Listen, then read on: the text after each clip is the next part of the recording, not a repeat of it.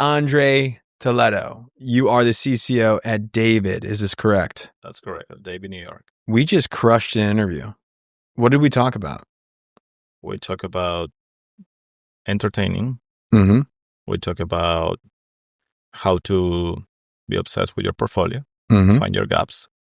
We talk about how to convince a client to an idea like Stevenage challenge, how to start small, and then push that idea to make that idea bigger.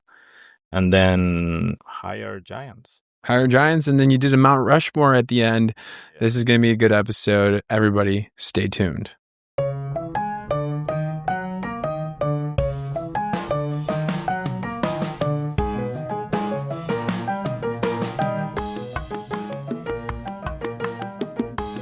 André Toledo, welcome to the Breaking and Entering Advertising Podcast. How the heck are you doing today, sir? Thank you so much. Thank you for having me. Good. Good. We were prepping a little bit. This is going to be a good app. This is going to be good stuff here because you are the CCO. That's Chief Creative Officer for our new time listeners here. Chief Creative Officer at David, New York. And you got some awards under your belt here. A couple Grand Prix, I would assume. Yeah, I think that this year was a very good year for David, New York. We got the Grand Prix of Entertainment Lion for Sports. We got in Cannes also a few goals with some Supercell campaigns. And we were named Entertainment Agency of the Year at Cannes. There we go. So it was a good one. You guys are crushing it. So the theme of this episode is creating ads that entertain. How do we do it? You are the expert. We're going to learn about that. We're going to learn about how you broke into advertising. We're going to learn about David, New York. And then we got 3 questions, core questions. One built for the aspiring, one built for the mid-level, and one built for the senior agency professional. And stay tuned to the end because we're going to do a Mount Rushmore, which is your first time doing that. My first time, yeah. Yeah, so let's see how it goes. We'll see how it goes. But are you ready to rock and roll? Yeah, let's do it. First question. What do you like to do outside of advertising? What I like to travel. I like to find restaurants and bars. And that's something really interesting here in New York because it's I visited so many restaurants and they're yes, but there are so many more restaurants. Do you have an Instagram or a tracker of some sort? I have Google Maps. Okay. I have I want to go to this place. I want to go to that place. I want to go to this bar. So that's what I was doing a lot since I moved to New York. Okay. And traveling. You got a spot for me in New York you recommend? Because I've just moved here about a year ago as well. Yeah. What do you like? What kind of food do you like? I'm not picky. Italian, American, any food really. There is really good Italian next to the agency. The agency is in Williamsburg. Okay. Its name is Misi. Okay. Really cool Italian place. Yeah. Misi. Yeah. All right. We're going to have to check that out. Visit the agency. How's the spot there? Tell me about the location. You're in Williamsburg. How many people you got fitting in that office there? Yeah, the office is a really nice office. We have the office in the Domino Sugar Refinery building. No way. Yes. Okay. I was just there. Was that the one with the glass? Yes. Yeah. I was just there for a conference, Colin and Samir, they're creators, YouTube, hosted an event on that. Last week, I think, or 2 weeks ago. Yes. Yeah, last week. I saw that event. Casey Neistat was there. Yeah. It was really cool to see him. We are there. What's that? We are in that building. Okay. Yeah, we are in that building. We have an office there. Really nice view. And we are around a bit more than 30. Nice. Good size. Yes, it's a good size. And so, David, tell me about the agency structure. Which is it part of a holding company? Where are there different offices around? Give me that rundown. David has it's kind of the boutique network of Ogilvy. Yeah, we're part of Ogilvy, but we have offices in New York, Miami, Sao Paulo, Buenos Aires, Bogota, Madrid, and recently they opened London. So there are 7 offices. So it's a boutique within Ogilvy? Yeah. Got it. Which is a part of WPP. Exactly. Got it. So how do you kind of navigate the branding of David compared to Ogilvy? How was that born then? Who started that? I mean, actually, David is because of David Ogilvy. Yeah. So we're the first name of David Ogilvy. Honestly, we collaborate together a lot. Mm-hmm. We're part of Ogilvy, so there are some projects that we collaborate together, but also we are smaller boutique. Yeah. Right? In a way. So also There are some times that there are some clients that they are looking for like a smaller, nimble structure, and in that case, David is kind of a good fit for that. Yeah. And Ogilvy's great. Like, they're amazing network. Like, we talk a lot, we collaborate a lot, but they have a different structure as well. Yeah. So I think that's how we work together. What's the ideal brand that you're building for the agency then, for David within all of this? Like, how do you want to be perceived to clients, to aspiring employees, people that want to work there? What's the vision brand for David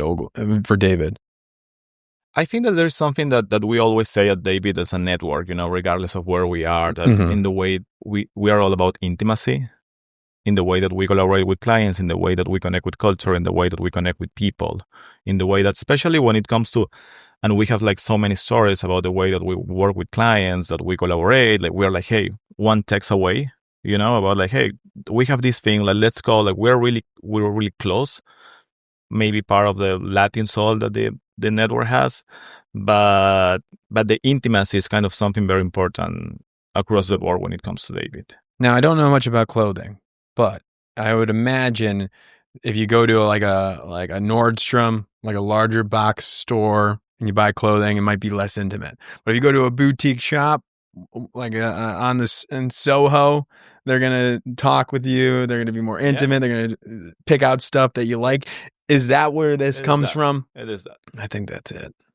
You can use that if you want to. Yeah, I don't know how you put that in a slide deck of some sort. I will have that integration. Yeah. I love it. Okay, so clients, give us the rundown. Who you guys working with? Right now, we are the AOR of IKEA in the US. Nice. Like, we started working with them 3 months ago. Like, it's a dream client. We are super excited. There's a lot of exciting work coming in the next few weeks. Then we also work for Kimberly-Clark, the diaper section, like Huggies, Pull-Ups, Depend. That's also a big part of the agency. We work with Supercell, the gaming company, especially with Clash of Clans and Clash Royale. We have been doing a lot of fun work over the last 2 years. And we also work for Cliff, the energy bar. Love that. C-Bar, and the different products that are part of it. And this year also we had like a really fun project with Contro and Aubrey Plaza. Okay. It was fun. Yeah. Well, it was like another generic. Any tequila. And Any tequila. Yeah. I remember that. We did that one this year. Yeah. It was a fun one. Love it. And then I think there's going to be some campaigns that we talk about. Yeah, sure. As well. I think in this episode, we're going to talk about the work with Burger King, the Stevenage Challenge, which is a Hall of Fame Grand Prix winner. That was in pandemic time. So we'll be referencing 2021. Yeah, 2020, 2020. We'll be referencing that. Burger King Confusing Times as well. It will be referencing in this episode. And Supercell, Holland Playback Time. Is that correct? Playback Time. Love that. So just if you're watching this, maybe like, pause, go check out those spots too, but we'll be talking about those. Amazing. Those wonderful. Okay. So let's get into these 3 questions that are going to be geared to aspiring advertisers, mid-level creatives, and then senior leaders after we understand how you broke into the business. Because I always forget this. It's the name of the freaking show. It's Breaking and Entering. Yeah. So how did you get your first job in advertising? It's a funny story, I would say. Like, I started really early when I was 17 years old. I was studying advertising, and my mom knew the CCO of an agency in Lima, in Peru. I'm from there. And I remember that it was like summer holidays, something like that, like around June, July in Peru. And my mom told me like, hey, would you like to go to the agency like a couple of weeks so like how does it works? Because I know this guy. And I'm like, yeah, I would love that. Yeah. And then my mom talked to this guy that it was his friend, and he's like, hey, my kid wants to work in advertising. He wants to be a creative. Can he go to the agency like a couple of weeks so he can know and see how it works? But that was the plan, like just go a couple of weeks and then I will go back to keep studying, like that was the plan. Wait, how did you know? Did you know you wanted to break into advertising that young, or is it just the connection? I wanted to work. How did you get to that point of actualization? So I think that's the story that's my story. My mom used to work in an advertising agency, not in the creative department, more in the administration area of it, right? And when I was a little kid, she always told me like the creative, like they look that they are not working, but they are working. Mm-hmm. They are there having fun, doing drawings and things like that. And I think that somehow like I grew with that. Yeah. And then when I was like, oh, I want to work in advertising, because apparently, according to my mom, like it's a fun job.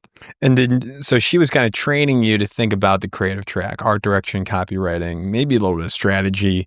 That's some people consider that as a creative within. Yeah. I think that was the only question that I had, because when it was time for me to decide, I was like, I want to be a creative. And then I realized like, oh, you can choose to be a copywriter, or you can choose to be an art director. Like back in the days, I think that there was this kind of wrong perception, because it's not like that, but there was this wrong perception of if you want to have ideas, you need to be a copywriter. Yes. And the art director is the one that design. Yes, that is like the old school. That's the old school. Yeah, the copywriter concepts, but now we know today they concept together. Like and anybody really can concept nowadays, it seems like. But it's more of that duo. That was the old school mindset. So when I got there, it is like, I want to have ideas, so I guess that I need to be a copywriter. Yeah. And that's why I chose copywriter. Gotcha. So then you got into the agency. So you did like the job shadow because of the mom's friend that's a CCO. Exactly. So I went there. Is that where you kind of picked out that the copywriting track was for you? No, I already decided that before. So you went in with a game plan. I had a game plan, yeah. It's the hardest. It's the biggest benefit is to know early on what you want to do or have some sort of idea. Yeah. And you'd be surprised when I talk to recent graduates at universities in the U.S. and they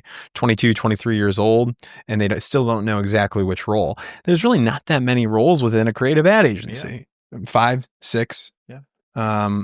So that's why it's like our mission here is to explain what these roles are, talk to them. We'll get on these calls with them to identify copywriter, art director, strategist, account person, producer. There's some other. Those are the main ones. Those are the main ones. Yeah. And it should be pretty easy for them to be like, okay, I like to write, so I'm going to be a copywriter. Yeah. So you had that early realization that you wanted to break into advertising. Then you even went a next step further by identifying copywriting. You did the job shadow now. So how do you get that full-time offer? Where does that come in? So I went there. I worked there. I mean, I was helping, for 2 weeks. Mm-hmm. And then there was this senior creative. His name is Peter. That when it was like one day before I must leave, because it was just a 2 weeks thing, he told me, you know what, like it would be great if you can start like now. At 17 years old. Like it would be great if you start now, because you will learn more, like I think that you should do that. And I was like, yeah, I love that. So I talked with the CCO of the agency and I said, I would love to stay. Like to study, and then like I can divide my time between studying, and coming to the agency. And he was like, okay, you can stay, but hey, usually we change interns like every 3 months or something like that. Because in my mind was like, he never saw my book. He never, he was doing me a favor in a way. So he was like, okay, you can stay, but hey, like in 2 months, maybe you will have to leave. Sure. And I was like, sure. So I was like, okay, I need to work harder. Lit that fire. Because this guy, and that's super fair, he never saw a book. He never saw what I can do. He was just doing a favor to my mom. Yeah. So you were kind of interning then. So you went from like a job shadow 2 weeks. Then he said, sure, we'll give you a chance. Like a 2-3 month trial, subject to review, and we'll maybe exchange you out there. And so then I stayed there for almost 2 years. Nice. So you worked your ass off. And I was studying at the same time. So I was studying at night, and in the morning until 4 p.m. I was working and then going to study. And I do that for the next almost 3 years of my life. And I moved to another agency in the middle. Oh, wow. I got there, I got hired as a junior copywriter, and then there was another agency, Young and Rubicon at that time. Mm-hmm. So I moved to that agency and I was still studying. Wow. So I was doing studying and working for almost 3 years. And that's how I started. Unbelievable. All right. I think that the hard work there, any like tips on like not burning out within that of studying and working? Like, did you have moments where you're like, screw this, like I'm freaking tired, like you felt like giving up? How did you overcome that? Or did that just not come across your brain? I think that I was so in love of the agency and everything that was happening there, and that I was like, I need to find a way to organize my time, and if there is something that I need, that I will skip, like I mean, I have to skip it, if there is, let's go tonight to this place or party or whatever, and I can't because I need to study, because I work, and then I work the next day. So you made some sacrifices. Do you still have that, like, do you feel like now later in your career, like you don't have to make as many sacrifices? No. You're in a position now where you can reap the benefits. Now you can go out, you go into restaurants, mise. But I don't Is that the rest? Mise, yeah, that's the one. It was like, there were some amazing years. I work a lot, but I was super happy, because I'm like, oh yeah, this is what I love to do. What did you love about it? Coming up with the ideas, working with the good people? Coming up with ideas, making them happen. Like, I was really like working with people that they were better than me, and I was learning like all the things that they were doing. So, and also I got obsessed with my book, because in the end, when you work when you are creative, like that's the main thing, like it is like what kind of work you can do. So I was like, I became obsessed with my book and trying to find ways like, I need to have one more project of this. And then I was like strategizing my book. It is like, I have a lot of, I don't remember the exact example, I have a lot of bank work. I'm missing like something that is more funny, because the work that I have is more serious. So if I want to show range, I need to find that range. Yes. So I have a lot of, so I was trying internally to find my way to get the brief that can get me something more fun. And then, so you would recognize that like gap in your book. Yes. And then you would find it within the agency. Yes. And you would go, where's my gap? Yeah. My gap is that it's too traditional. And now things are going more into the digital side of it. So I need that, there's a gap. You were building a really strong foundation, finding the right opportunities within the agency, to create that foundation to be the CCO today. Yeah. Which is really good lesson there too. You don't want to get pigeonholed into the same types of work, typecasted, because that can be a problem. So you were hunting that. So, but good on the agency too, and for the agency for allowing you to work on these different types of briefs. Yeah. And you were obviously hungry for them. Yeah. They're not going to say no, but some agencies are siloed. Like, we already have this assigned. You're not touching it. No, this was a very collaborative agency, and was like, hey, I'm working on this. I will deliver this, but can I try that brief? Yeah, why not? As long as you're doing your responsibilities. I will do my thing, but I want to have the chance to think on that brief. And who's going to say no? If I said that to you working at your agency, at David, it's like, I got my day-to-day responsibilities. I'm crushing that. I saw this. Let me just do a little extra work here. You're going to be like, frick, yeah. Maybe not me because I suck, but you don't suck. Thank you. Appreciate that. A little validation. I have a belief fun fact written here. It says you value passion over awards, CV, and it seems like that hunger, drive. Is that true, or did my researcher get this wrong? That's something that when we interview someone, I think that the passion is something that it's an important part of the decision, right? Because I think that, and at least at David, when I was in Madrid, here in New York, I think that the creative that we have and the people that they have a lot of passion for this. And I think that's great. When you work with people that they have the same passion than you to do great work, to have fun with it, I think that's amazing. Gotta freaking love this stuff. And it seems like you did that and it worked out. So let's get into 3 questions now. Segment number 1 for aspiring professionals. So you started in Peru. You eventually won the country's first mobile lion. Is that correct? Is that correct? Yeah. So what advice would you give to juniors in a small market who they dream of having their work recognized globally? What advice do you give to them? I think that there is always a way. I think that when Peru is a really small market, like without like huge budgets, without, so every time you need to find a way that how am I going to make this idea happen? Even when I don't have the budget, even when the media is this, even when the media is that. So I think that you learn that muscle in the end to don't accept a no as an answer. And trying to be ahead of that and trying to be like, no, there is a way to do this. There's a way to do that, So I think that that's something that I learned there. And I think that it helped me, throughout my career to try to always find a way to make things happen, even though I'm in this small country with small budgets, and when the brief it doesn't look so good, but you need to find a way to make it happen. You kind of bend the brief a little bit. Yeah. Yes. So give me an example of how you did that, something like that. For instance,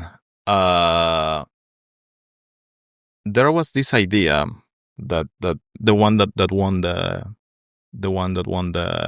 mobile Lion for Movistar. Movistar is like a Verizon. It's like a telco in Peru, very big. And there was this idea that was like, what if we change? The original idea was, what if we change to announce like a super powerful Wi-Fi in a way? What if we change? You go to a Starbucks, you try to find a Wi-Fi network, and the network says JFK, and you're here in Midtown. And you're like, what?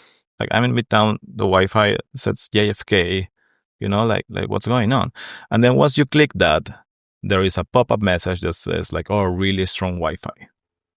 Oh, got it. Yeah. So that was the idea that we had. Yeah. We had an idea. We presented the idea.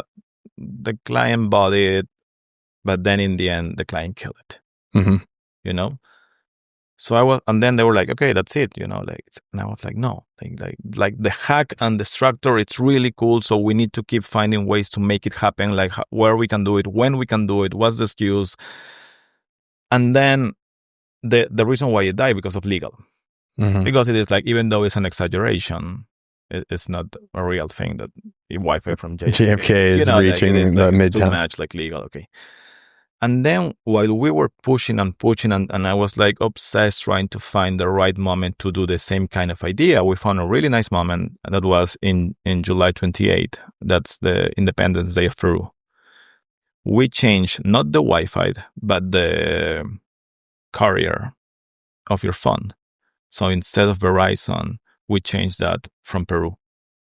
Interesting. So we did all our campaign around, today you are connected to Peru. Love that. Because it's Independence Day and everything. And we built a campaign around that.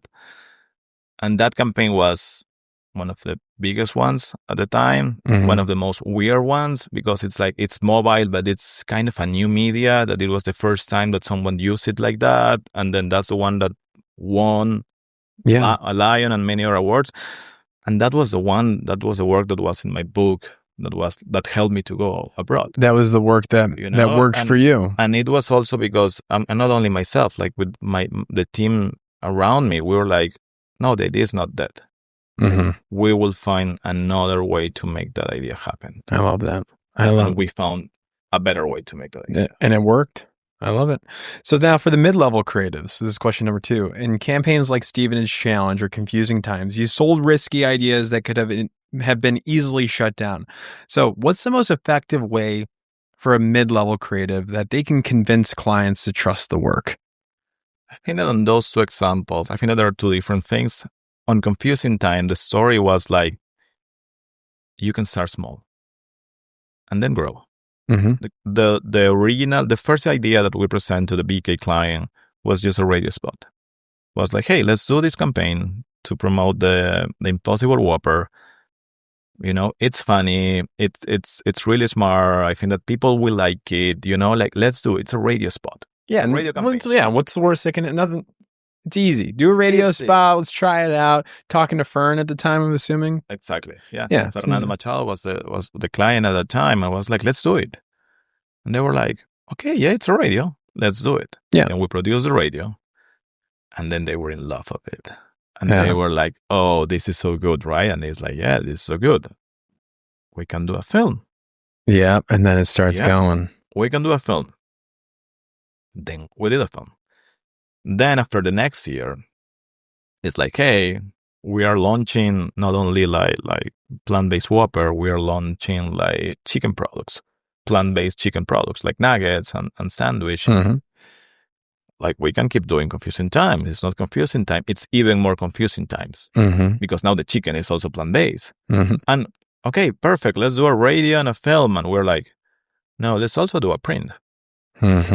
So in year 2, we did print as well. And then we did a year 3. That was a little more Confusing Times because the entire menu was plant-based and the campaign was just around kids, confused kids. So on that one, we were like, let's start small. Let's start with a radio campaign. And then people will love it. Like from the client side, from the people, the actual client, we like it.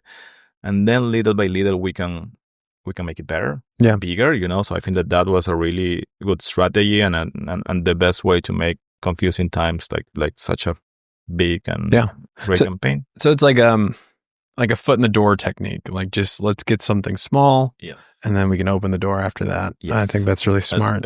Confusing time was like that, and then Stevenage was like you need to build that trust. And with Burger King and with Fernando, it wasn't the first campaign that we were doing together. So it was not the first campaign? It wasn't the first campaign. So we were like, hey, we have this idea that it's amazing that we need to wait kind of 2 years. Because first you need to sponsor the team, then you need to wait for the new season, and then the new FIFA to come out, and then pray for the team to be in there, So it is like, but when you have that relationship with your clients, and we had that relationship with Fernando, we have that relationship with Iwo from Supercell as well. You could be open and transparent and be like, hey, this idea is great.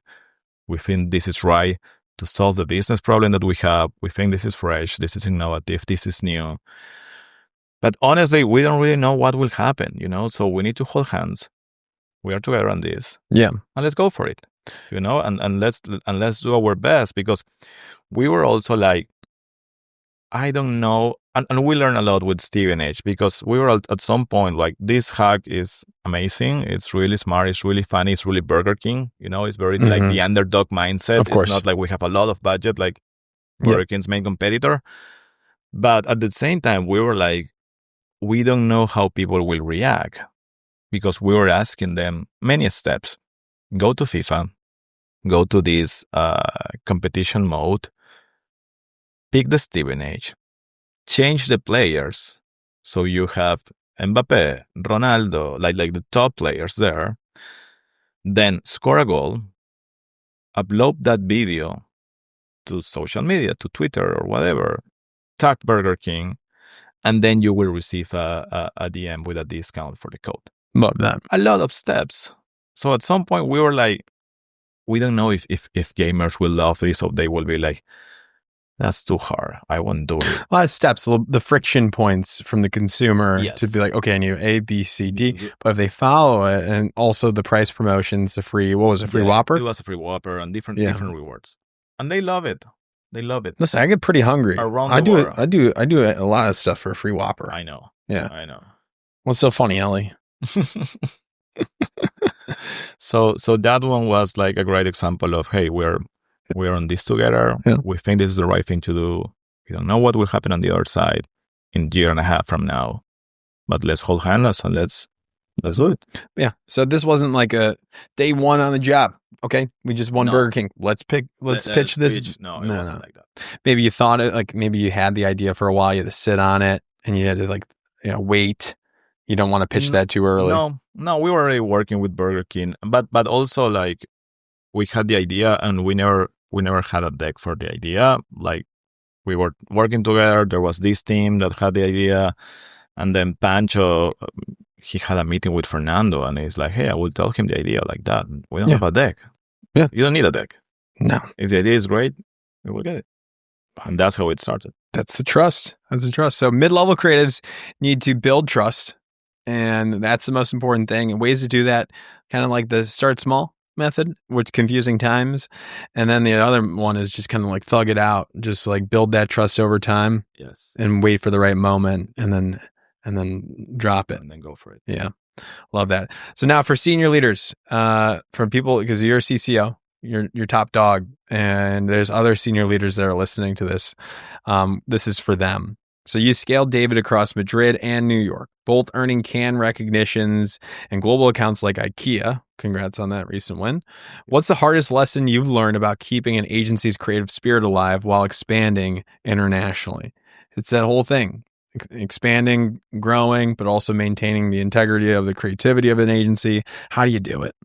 Yeah, I think that being part of the team that started David Madrid, and being part of the same team that started David New York was one of the most challenging and rewarding experience I ever had. And I think that two things, like if you ask me, like there are two things that for me are important. The first one is surround yourself with giants. There's a David Ogilvy quote, and I think that you need to have the space to hire people who are better than you, and give them the space to shine, and trust them, and give them the space to, hey, do your thing. Like, you're really good at this. You are better than me at this. Let them cook. Let them roll. Let them roll. I love that. Yeah. So I think that was something that was key. That Dan Chocasis, who is the global CTO of David, he always had that thing as well. I kind of learned that from him, and I think that that's kind of number one rule for me. Like, whenever you hire people, it is like you need to hire people who are better than you. I love that, and give them that space. Which means no ego. You got to get these people on and trust them. Yes, and then put ideas at the center, right? Like, I think that that's something beautiful at David, again, like across the board, like not in Madrid, not in New York, not in Bogota, not like we are an agency that really trusts in the power of ideas, and that we do our best to make the best ideas happen that can solve the business problem for our clients. And that might not be for every agency, right? There might be some agencies that, are not in the creative idea business, but they might do another thing really well. Yeah. Not you guys. You guys are all about the ideas, it seems like. But it's that reminder of, like, as you're growing, stick to what's worked in your true core. Yes. And, like, don't forget that. Yes. Hire giants around you to make that true core, your mission happen. Definitely. So, but you have to identify that. And that's kind of hard to do, but you guys got it. All right. We are almost done here. Last thing, I want to do Mount Rushmore with you. Okay. So first up, Mount Rushmore's top 4 best of something. Let's just go nice and easy. Football players. Zidane, Messi, Ronaldo, Pelé. Okay. Ross, do you agree with those? Good takes. Thank you. Ross said good takes. Good takes. So perfect. I trust you guys. Elliot, is that a good take? My number 1 is Neymar. That's my guy. Really? Mm-hmm. Okay. I respect that. I mean, he was very good. Like, back in the day. Back in the day. Not anymore. Didn't make the Mount Rushmore though. Another mount, maybe a smaller mount. Okay. Interesting. Okay, then give me your Mount Rushmore of people in advertising or marketing, which are different, that you would want to work to create a campaign with. Maybe it's just one project. You get one all-star crew. You're not included on, like, you're going to be working with them, but you got 4 people on that Mount Rushmore. Who you putting on there? David Droga, Susan Hoffman,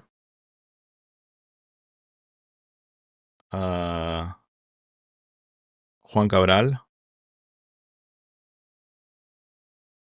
and Alberto Ponte.